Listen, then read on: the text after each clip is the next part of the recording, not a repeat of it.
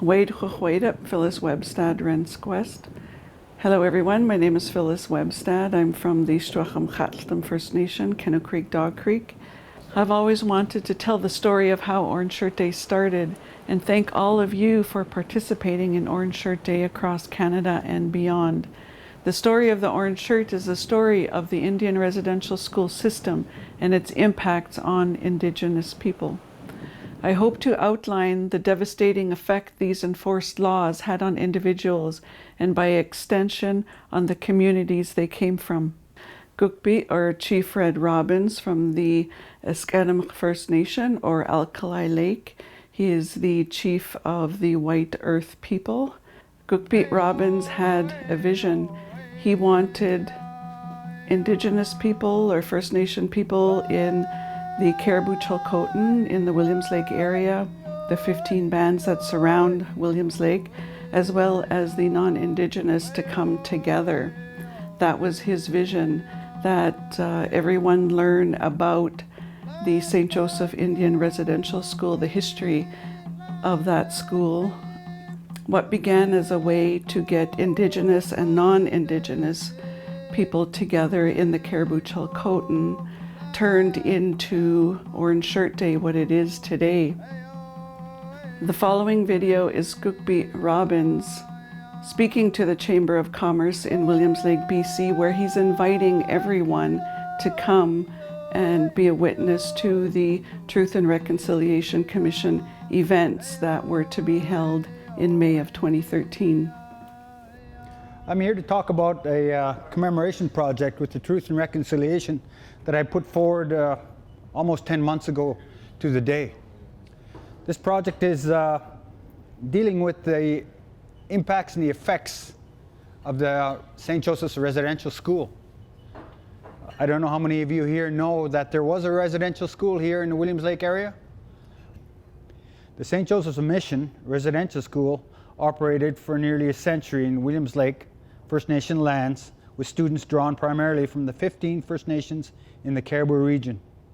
The official dates for the school are July 19th, 1891 to June 30th, 1981. One of the quotes that I like to use came from the Truth and Reconciliation Commission by a lady the name of Marie Wilson. We have been taught to be comfortably blind to the need when it's in our midst. I'm a residential school survivor. I'm going to go into a bit of my history. I was sexually assaulted when I was 7 years old at this school. I see those exit signs, those right there with the red light. And I reflect back. If all the lights went out here, you'd find me cowering in a corner, simply because that represents sexual abuse to me. Hearing that door latch open at that exit sign, I knew someone was coming to sexually abuse me. I was number 85 for 3 years at that school. I was never a name. All of my clothes, I had 2 sets of clothes. One play clothes, one school clothes. Every one of them had number 85 on it. 2 pairs of socks, 1 pair of shoes, 1 jacket, number 85. That's just a small experience that I remember at this school. A lot of my friends have committed suicide for what we've seen at this school, St. Joseph's Residential School.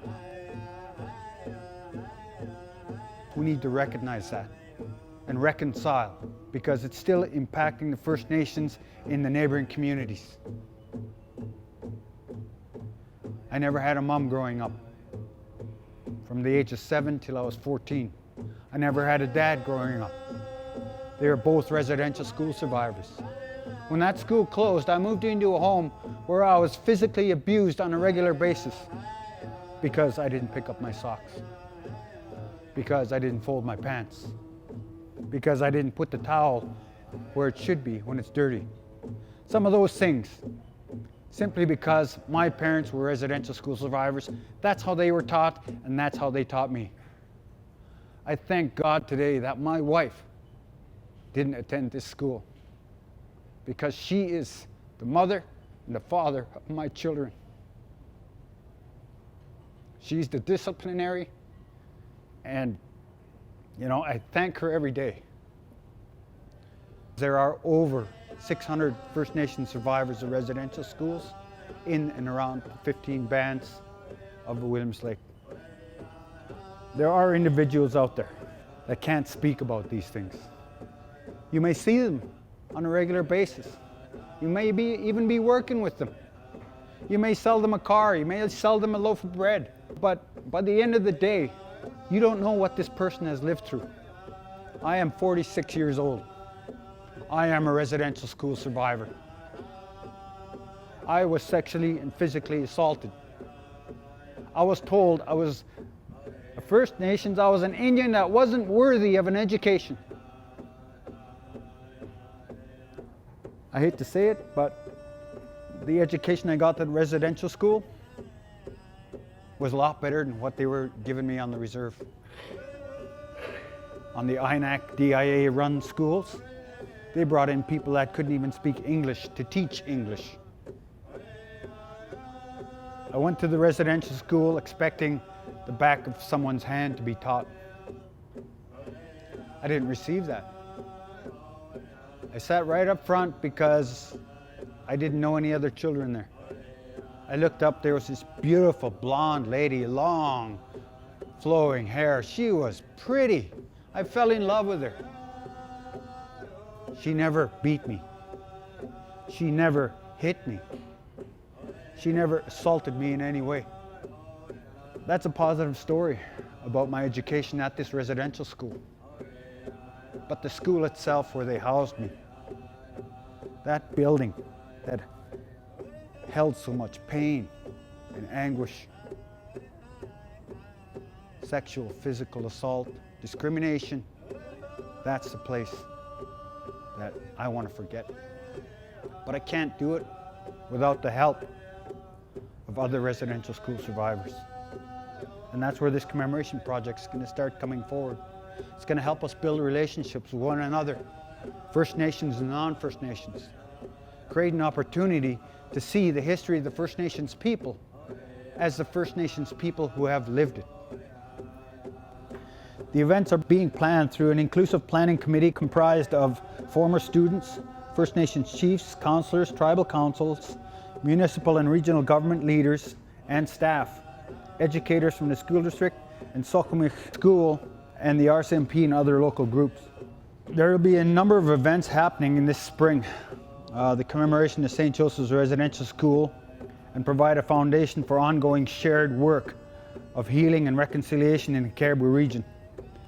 The project itself, the commemoration events will include Friday, April 26th. It's the kickoff event and will be focused on the Indian residential school experience as part of this School District 27's Professional Development Day. We see these events as being uniquely designed to meet the needs of First Nations and non-First Nations alike in the Cariboo region. This includes the inclusion of neighbouring municipalities, regional government in participating in the reconciliation process, involvement of the public school district, local university for a series of activities, and the use of the university facilities for the conference events. Unveiling of 2 monuments, one at the former site in memory of those who didn't make it to the healing journey, and for all of those that are affected. And the second, a similar sister monument in Williams Lake's Botania Park, dedicated to the shared journey of reconciliation. Saturday and Sunday, May 18th and 19th, 2013, there will be a reunion for former students. These events are part of an ongoing healing and reconciliation dialogue with the Cariboo region. Examples of ideas being considered include having First Nations and municipal governments proclaiming a given day as an annual residential school recognition and reconciliation day, convening an annual leadership forum on that day each year to discuss the state of reconciliation in the entire Cariboo region.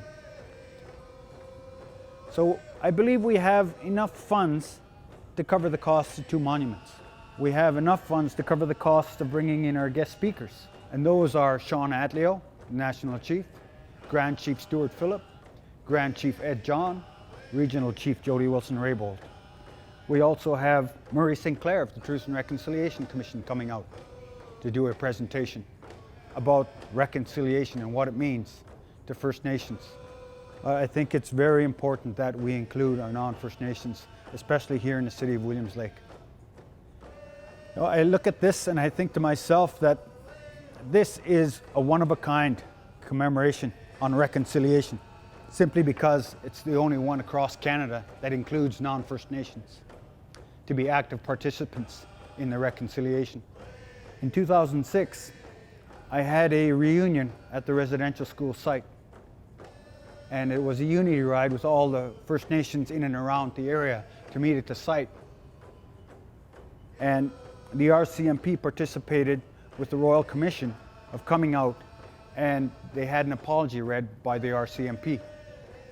You may not be aware of this, but the RCMP was given the authority by the federal government to go to the First Nations communities and remove children, to take them from their communities. If you can imagine a community of 40 people in 1891 with 60 children, removing the children, can you imagine what that would do to that community? Can you imagine what that would do to the children?